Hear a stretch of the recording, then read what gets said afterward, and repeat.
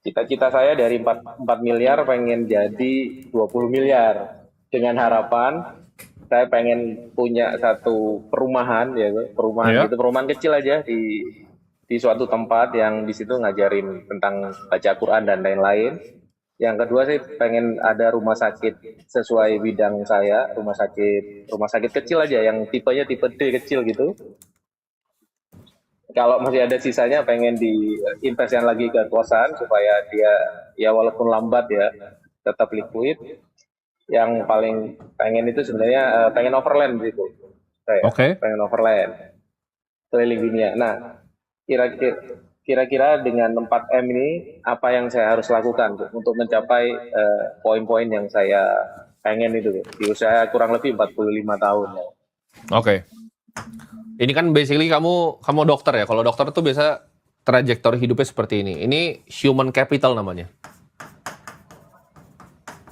Jadi pendapatan kamu akan menurun sesuai dengan usia karena kan ada pensiun dan ini harusnya aset investasi nih ya. Oke, kamu tadi berarti ada properti ya. Properti ini 9M.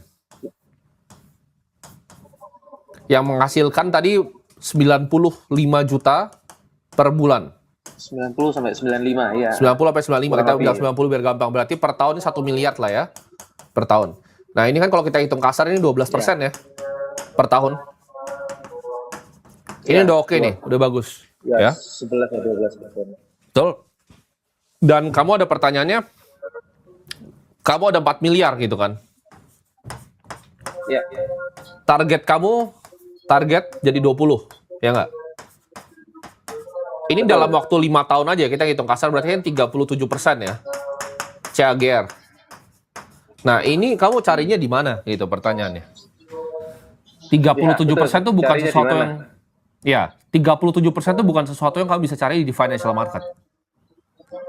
Karena kalau kita rata-rata indeks dunia kan 10-11% ya per tahunnya.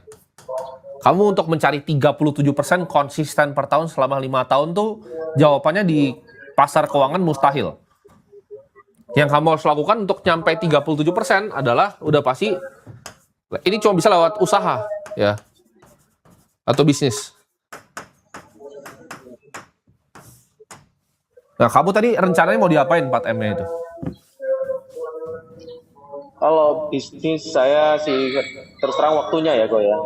Ya, Terusnya waktunya yang nggak ada. Pagi oke. pulangnya malam nggak ada udah. Nah, kalau Hanya waktunya aktif udah aja nggak kok. ada, Jadi kamu harus stick ke 10-11%. Ini kan bakal makan sekitar 15 tahun ya berarti jadi ya. iya. Oke. Jawabannya nggak ada jalan cepatnya. Antara kamu income-nya dibesarin lagi atau ada dari mana, uang tuh nggak bisa 37% dari langit gitu. Ini nggak bisa, ini mustahil. Pertanyaan kamu. Jadi kan yang memang punya target finansial untuk nyampe 20 miliar, harus cari cara yang lain nih, gitu, untuk nyampe situ. Tapi kan kalau sebenarnya kita ngomong aset kamu secara kasar, aset kamu kira-kira apresiasi, kita hitung kecil lah, properti kamu 10 miliar basically kan. Kamu punya properti 10 miliar, punya 4 miliar gitu, liquid. Kamu tinggal 6 miliar lagi kan. Iya. Nah itu bisa jadi opsi tuh nanti. Dicari apakah ini dilikuidasi, ada pembelinya karena returnnya bagus kan, 12% per tahun.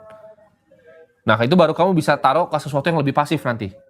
Antara di SBN pemerintah, di government bonds, kamu bisa taruh di equity luar negeri. Itu kamu bisa otak-atik nanti. Tapi kalau pertanyaan kamu gimana caranya dalam waktu 5 tahun ya saya nggak bisa jawab gitu. Karena nggak akan ada orang yang bisa kasih kamu bisa loh gitu. 37% per tahun tuh mustahil ya. Warren Buffett aja 19% per tahun. Kamu mintanya double dari Warren Buffett. Sulit itu, sulit dan nggak ada ya. Kalau ada yang bilang kamu bahwa oh ini bisa nih pasti 37% itu pasti bohong. Karena investasi itu rata-rata 10-11% ya. Oke? Iya tuh. Jadi jawabannya adalah waktunya gitu kan. Investasi kan ada beberapa apa namanya? Ada 3 kan. Yang pertama adalah savings rate. Kedua itu adalah waktu. Ketiga itu adalah return. Nah, yang kamu paling nggak bisa kontrol tuh yang namanya return. Jadi yang kamu bisa kontrol tuh jumlah tabungan kamu dan juga waktunya. Mainnya di situ. Ya? Tanya lagi boleh ya, Gus? Boleh? Dari 4M ini kan karena saya baru belajar ya, Ko ya. Ya. Nonton-nonton videonya Koko juga dan lain-lain. Dari 4M ini sudah beberapa persen ya, hampir 70% terbagi itu sekitar kurang lebih 1,5 M itu ada di Bitcoin ya, Bu. Ya. Terus sisanya itu ada di Big Bang ya, di BCA terus yang besar ya, BCA, Ya. BRI, BMRI sih. Ada berapa aja berarti? Kurang lebih ya sih di BTC itu kurang lebih ada 1,5. Terus? BCA BRI itu ada kurang lebih ya 100 sampai 200-an gitu. BCA paling besar 200. Ya.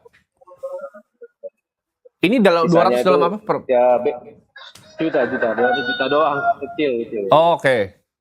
Terus? Jadi dalam rupiahnya ya, semuanya dalam rupiahnya. Ya, Jadi ya. sisa uang yang dari 4M itu ya, karena saya tidak melek finansial ya. Ya. Sisa mungkin sisa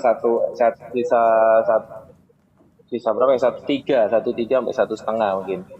Oke. Itu apakah saya sudah bijak menaruh uang itu di situ? Jadi kebanyakan cash kan? Sisa 1,5 gitu, dari 4 itu sisa 1,5 sekarang.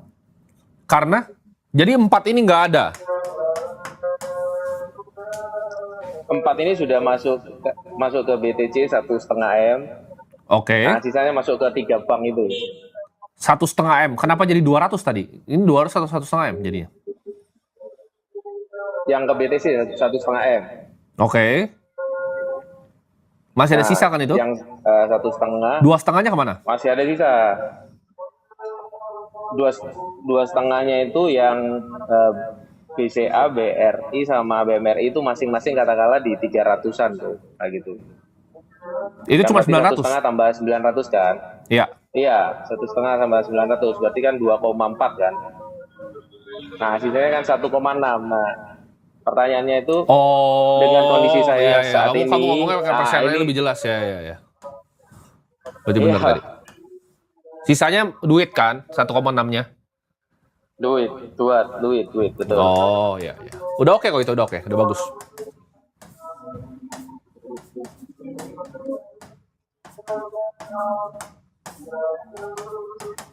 Nah, ini yang pertanyaan saya cuma ini sih, 3 ini. Ini kenapa 3 bank gini?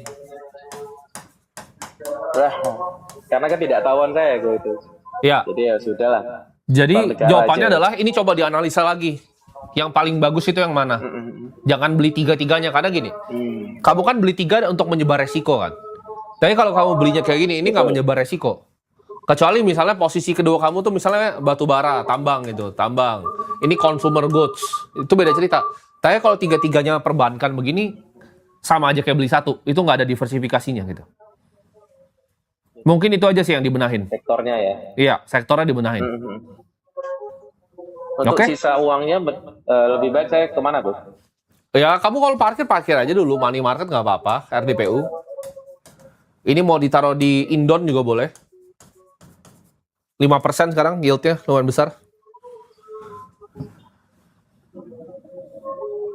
Karena kamu masih full time bekerja kan, nggak bisa mantengin setiap hari. Full time bekerja. Iya. Nggak bisa mantengin ya. Betul, jadi masuknya ke harusnya begitu. BTC lagi tuh. Apa? Kalau sisanya masuk ke BTC lagi terlalu beresiko ya. Gini, itu kamu jadi besar sekali kan porsinya, dan sekarang kamu bukan orang yang bisa mantengin setiap hari. Beda ceritanya kalau kamu bisa mantengin setiap hari. Kalau kamu bisa mantengin setiap hari, kamu cari yang volatilitas tinggi nggak apa-apa. Tapi kan ini udah cukup besar nih di portofolio kamu. Secara manajemen resiko ya nggak oke untuk kamu yang bekerjanya full time dan bukan di sini pekerjaan kamu, ya.